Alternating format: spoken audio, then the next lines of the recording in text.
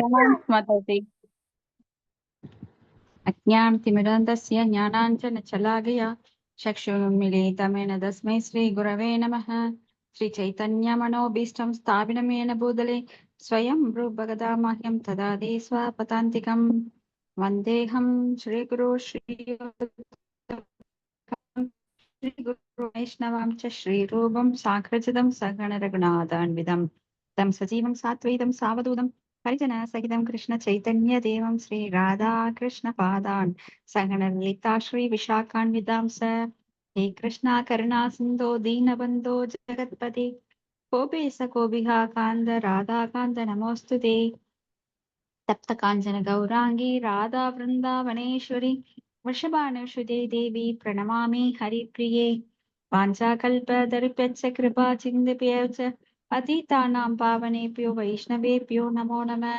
श्रीकृष्ण चैतन्य प्रभु नित्यानंद श्री अद्वैत गदाधर श्रीवासादि गौरभक्तवृन्दा हरे कृष्णा कृष्ण कृष्णा हरे हरे हरे राम राम राम हरे हरे।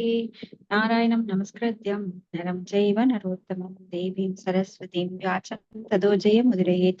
नष्टप्रायेषु अभद्रेषु नित्यं बाहुदा सेव्या भगवती उत्तमश्लोके भक्तिर्भवति नैष्ठिकी। मोहं करोति वाचालं पुङ्गुं लङ्घायते गिरिं यत्कृपातमहं वन्दे श्रीगुरुं दीनतारिणं परमानन्दं माधवं श्रीचैतन्य ईश्वरम्। ॐ नमो भगवते वासुदेवाय। ॐ नमो भगवते वासुदेवाय। ॐ नमो भगवते वासुदेवाय। His Divine Grace Bhaktivedanta Swami Srila Prabhupada ki jai. காண்டம் 3 இரண்டாவது புத்தகம் 29வது அத்தியாயம் பதம் 17. கரெக்ட்டுங்களா? கரெக்ட்டுங்க மாதாஜி. ஓகேங்க. மகதாம்ப बहुमान्येन दीनानामनुकम्पया मैत्र्या चैवात् मधुल्ये शूयमेन नियमेन च. மாதாஜி படிக்கட்டுங்களா? படிங்க மாதாஜி. தூய பக்தர் ஆன்மீக குரு மற்றும் ஆச்சாரியர்களுக்கு மிகச் சிறந்த மதிப்பு தருவதன் மூலம் பக்தி தொண்டு புரிய வேண்டும். அவர் ஏழைகளிடம் கருணையுள்ளவராய் இருக்க வேண்டும். அவருக்கு சமமானவர்களுடன் நட்பு ஏற்படுத்தி கொள்ள வேண்டும். ஆனால் அவரது எல்லா செயல்களும் ஒழுங்கு மற்றும் புலன்களின் கட்டுப்பாட்டுடன் நிறைவேற்றப்பட வேண்டும். பொருளுரை: ஒருவர் ஆச்சாரியரை ஏற்றுக்கொள்வதன் மூலம் பக்தி தொண்டை புரிந்து ஆன்மீக அறிவின் பாதையில் முன்னேற வேண்டும் என்று பகவத்கீதையின் 13வது அத்தியாயத்தில் தெளிவாக குறிப்பிடப்பட்டுள்ளது. ஆச்சாரியோபாசனம்: ஒருவர் பொருட்களை உள்ளவாறு அறிந்த ஆச்சாரியார் ஆன்மீக குருவை வழிபட வேண்டும். ஆன்மீக குரு கிருஷ்ணரிடமிருந்து வந்த சீடமரபில் இருத்தல் வேண்டும். ஆன்மீக குருவின் முன்னோர்கள் அவரது ஆன்மீக குருவாக, அவரது ஆன்மீக குருவின் தாத்தாவாக, கொள்ளு தாத்தாவாக இருப்பவர்கள் ஆச்சாரியர்களின் சீடமரபை உருவாக்குபவர்கள். எல்லா ஆச்சாரியர்களும் மிகச்சிறந்த மதிப்பு தரப்பட வேண்டும் என்று இங்கு பரிந்துரைக்கப்படுகிறது. குருஷு நர மதி என்று குறிப்பிடப்படுகிறது. குருஷு என்றால் ஆச்சாரியர்களிடம் என்று பொருள். நர மதி என்றால் சாதாரண மனிதன் போல் நினைத்தல் என்று பொருள். வைஷ்ணவர்கள் பக்தர்களை ஒரு குறிப்பிட்ட சாதி அல்லது சமுதாயத்தைச் சேர்ந்தவர்களாக நினைத்தல், ஆச்சாரியர்களை சாதாரண மனிதர்களாக நினைத்தல், அல்லது கோவிலில் உள்ள தெய்வத்தை கல், மரம் அல்லது உலோகத்தால் ஆனது என்று நினைத்தல் ஆகியன இங்கு கண்டிக்கப்படுகின்றன.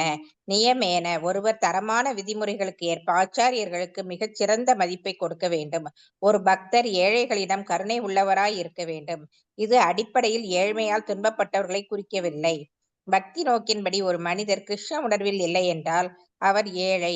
ஒரு மனிதருக்கு அடிப்படையில் மிகவும் பணக்காரர்களாக இருக்கலாம், ஆனால் அவர் கிருஷ்ண உணர்வில் இல்லையெனில் அவர் ஏழையாக கருதப்படுகிறார். மறுபுறத்தில் ரூப கோஸ்வாமி, சனாதன கோஸ்வாமி போன்ற பல ஆச்சாரியர்கள் ஒவ்வொரு இரவிலும் மரங்களின் அடியில் வசிப்பது வழக்கம். மேலோட்டமாக பார்த்தால் அவர்கள் ஏழ்மையால் துன்பப்பட்டவர்கள் போல தோன்றினார்கள். ஆனால் அவர்களது எழுத்தில் இருந்து ஆன்மீக வாழ்வில் அவர்கள் மிகவும் செல்வம் உடையவர்கள் என்பதை நாம் புரிந்து கொள்ள முடியும். ஒரு பக்தர் கிருஷ்ண உணர்வுக்கு தங்களை உயர்த்தும் பொருட்டு தங்களை அறிவொளி பெற்றுக் கொள்வதன் மூலம் ஆன்மீக அறிவு பெற விரும்பும் ஏழை ஆத்மாக்களுக்கு கருணை காட்டுகிறார்.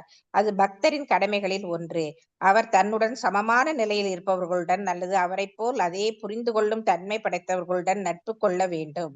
ஒரு பக்தருக்கு சாதாரண மனிதர்களுடன் நட்பு கொள்வதில் எந்த பயனும் இல்லை. அவர் பிற பக்தர்களுடன் நட்பு கொள்ள வேண்டும். இதனால் அவர்களுடன் கலந்து உரையாடுவதால் அவர்கள் ஒருவரை ஒருவர் ஆன்மீக ஞான நெறியில் இயலும். இது இஷ்ட கோஷ்டி எனப்படும். பகவத்கீதையில் போதையந்த பரஸ்பரம் அவர்களுக்குள் கலந்துரையாடல் பற்றிய குறிப்பு உள்ளது. பொதுவாக தூய பக்தர்கள் தங்களுக்குள் பகவான் சைத்தன்யர் அல்லது பகவான் கிருஷ்ணரின் பல்வேறு செயல்களை பற்றி கலந்துரையாடலிலும் உச்சரிப்பதிலும் தங்கள் மதிப்புள்ள நேரத்தை பயன்படுத்துகின்றனர். இரு பக்தர்கள் அல்லது அதற்கு மேலானவர்கள் கலந்துரையாடுவதற்கான கணக்கற்ற பொருட்களை உள்ளடக்கிய புராணங்கள், மகாபாரதம், பாகவதம், பகவத்கீதை போன்ற எண்ணிலடங்கா நூல்கள் உள்ளன.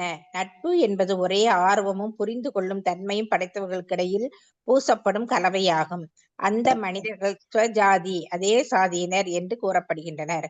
பக்தர் தரமான புரிந்து கொள்ளலில் நிலைக்காத நடத்தையுடையவராக மனிதரை தவிர்க்க வேண்டும்.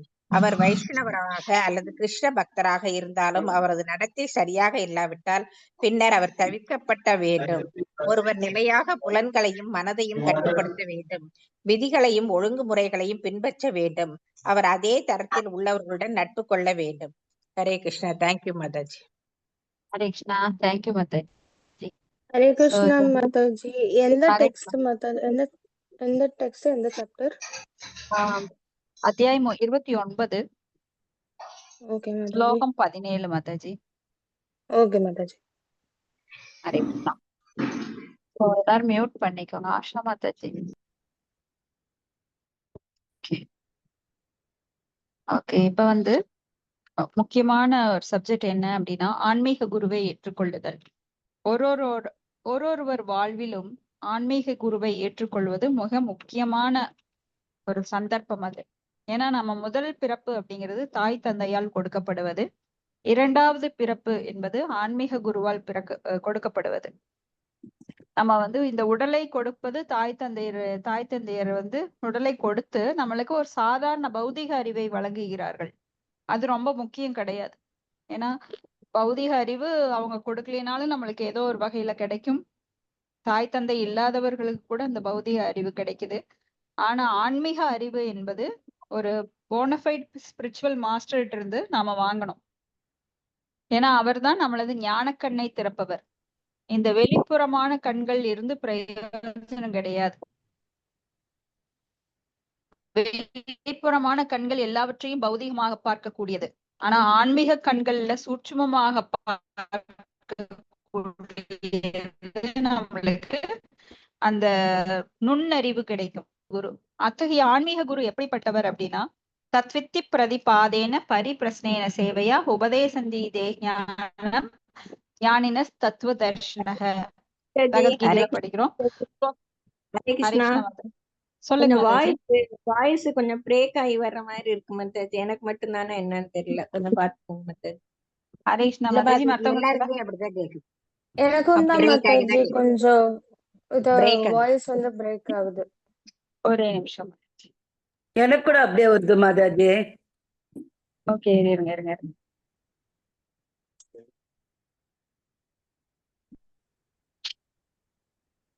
ஓகே, இப்ப கேக்குதுங்களா? கேக்குதுங்க மாதாஜி, கேக்குது. பேசையில இடையில ஒரு மாதிரி ஆகுது. அதான் பாப்போம், பேசுங்க நீங்க பாப்போம். இருங்க, வைஃபை ஆன் பண்ணிட்டு வந்துட்டேன். ஒரே நிமிஷம். சரி, ஓகே.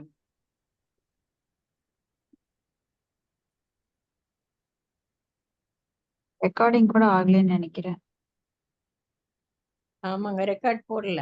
Okay, pass